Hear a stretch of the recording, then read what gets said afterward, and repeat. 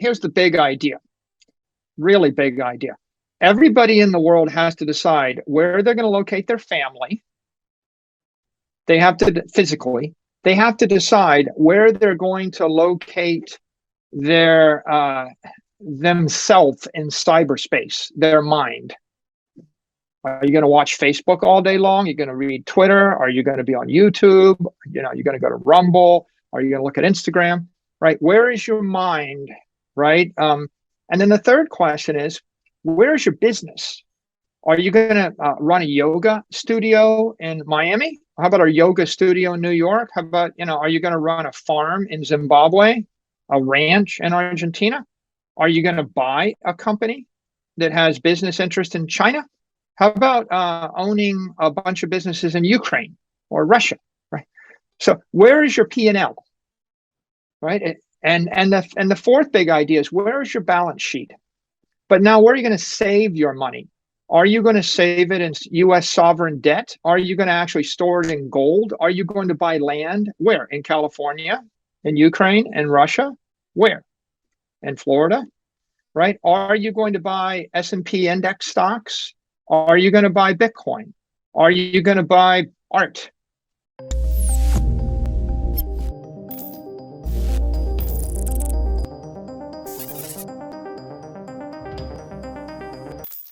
Crypto markets are in a bloodbath due to macroeconomic conditions globally. The market is struggling to keep its $900 billion valuation. Investors held a cautious position as they await U.S. Fed's monetary policy outcomes amidst soaring inflation. The crypto leader Bitcoin has dipped to a 3-month low, while Ethereum nosedived more than 8% during the day. The hype around Ethereum merge has subsided, and there are fewer catalysts in the crypto market currently.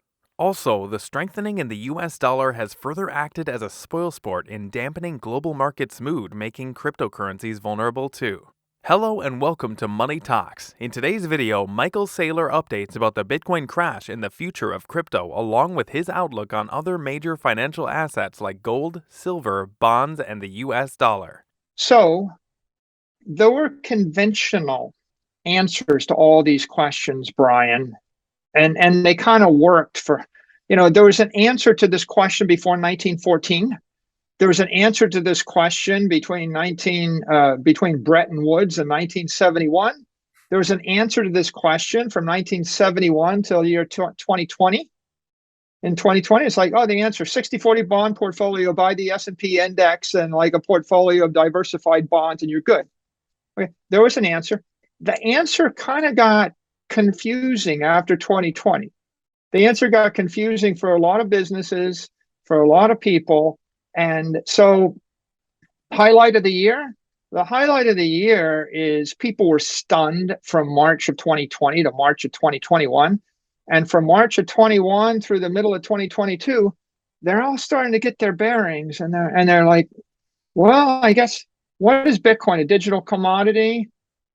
Do I have to deal with that? Well, now Fidelity's talking about rolling out the 34 million retail accounts. You've got the government embracing crypto assets, saying we better figure it out. Congress, senators getting educated on it. The CFTC, the SEC getting educated on it. Big institutional investors starting to take Bitcoin positions. The media now you've got Bloomberg covering crypto. You've got CNBC covering crypto. You've got an entire world, media analysts, politicians, financiers, and they're all starting to figure this out. But I still say we're early, right? This paradigm shift takes a decade. And maybe the first decade was the embers of a flame flickering from 2009 to 2020. And then from 2020, we started pouring gasoline on that flame, right? The gasoline in the U.S. is we triple the inflation rate, monetary inflation. But forget about that. Maybe you're a blue blood living on the Upper East Side with a trust fund and you just don't see why you need it. The gasoline in Sri Lanka is everybody lost everything overnight. The gasoline in Lebanon is the bank freezes their doors and you lose all your money. The gasoline in Argentina is the peso goes from 20 pesos to the dollar to 280 pesos to the dollar in 4 years. Right? The gasoline in Ukraine is oops, there's a war. Banks are, there's a limit to how much money you can withdraw. And the gasoline in Russia is okay. I get, the stuff you thought you owned in Europe, you don't own that anymore. We're taking that from you, taking your gold, taking your bonds, taking your yachts, taking your villas. Meanwhile, the total volume in DeFi is currently $5.84 billion, 7.13% of the total crypto market 24-hour volume. The volume of all stablecoins is now $74.8 billion, which is 91.3% of the total crypto market 24-hour volume. The Fed has been raising rates aggressively to tame inflation since its meeting in March this year. More than expected August CPI inflation data from the U.S. has re-induced fears that interest rate hikes will continue to prevail globally. U.S. dollar index DXY has undergone another rally this week and is now nearing 110. This news has impacted multiple investment markets such as stocks and cryptocurrencies. So there's a lot of people with a 2x4 to the head, and they're all stunned and they're all trying to figure it out. And there's this colorful debate, a political debate, a media debate, a debate on YouTube, a debate on Twitter. What's the solution? And the only thing we can all agree on is we probably need to look at some new ideas because the old ideas just don't work anymore. And there's no intellectually honest person that would say, yeah, everything I believed in 2019 or 2018, it's all still true. I haven't changed any of my opinions about anything. I mean, everybody's had a place in their life where they've been jarred and stunned, and now they're trying to make sense of it. So the question is, how do we move forward? And to summarize on Bitcoin, I think Bitcoin is it's very volatile. It's getting jerked around. All risk assets are getting jerked around. If you look at one of the more interesting things, right? The 2-year the 2-year Treasury was 16 basis points a year ago, and it's currently like 3.9%. We went from 16 basis points to 390 basis points on short-term money. The mortgage rate on a 30-year mortgage, has gone from 2.7% to 6% in 12 months, right? The yield curve is inverted. You get paid higher interest on a 2-year loan to the federal government than on a 30-year loan. The 30-year loan is 350 basis points. So summary of all this, it's this. We had an unprecedented expansion of the money supply in March of 2020, where we just pegged interest rates to zero. And the bankers said, we're going to keep interest rates at zero for the next 4 years. They literally implied, they said, not until 2024 will we raise interest rates. Okay, well, that's one panic. And now we've got the other extreme, which is the fastest tightening of the money supply, like one of those oh crap moments. Oops, I think we overdid it on one side.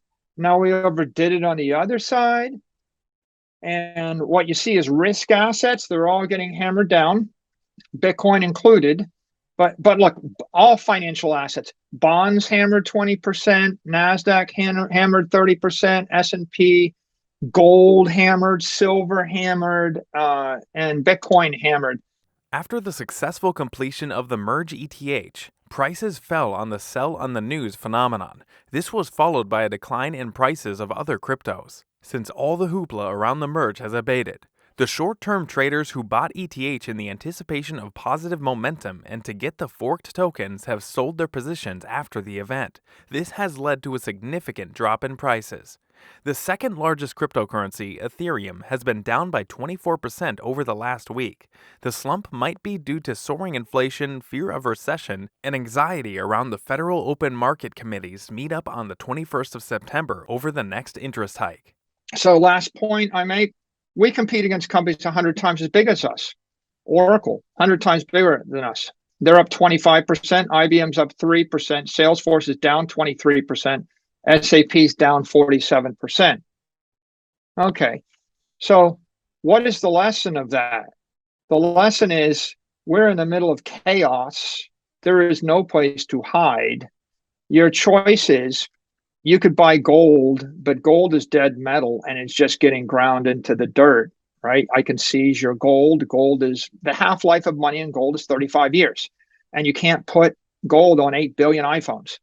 So the problem is there's no tech in gold, and it was a good idea in the 19th century, and it's centralized. Governments can seize it, and the gold miners keep debasing it. They keep mining more gold, right? In the best year, you get 2% more. In the worst year, someone seizes a bunch of gold, dump it on the market, you get more than 2%. So people are looking for a safe haven. What's it going to be? Property in Africa? Property in Venezuela? You can't have property in North Korea. Property in Argentina? A business? A business where? A business in Argentina where the currency collapses? What good are your cash flows if the currency that you generate the cash flows are collapses in value? U.S. Federal Reserve's monetary policy will begin from September 20 to 21. U.S. inflation came in higher than expected at 8.3% in August 2022. So, what do you think is the key reason behind the poor performance of major financial assets in 2022? Tell us in the comments. Also, don't forget to like and subscribe. See you soon with the next video. Thank you so much for watching.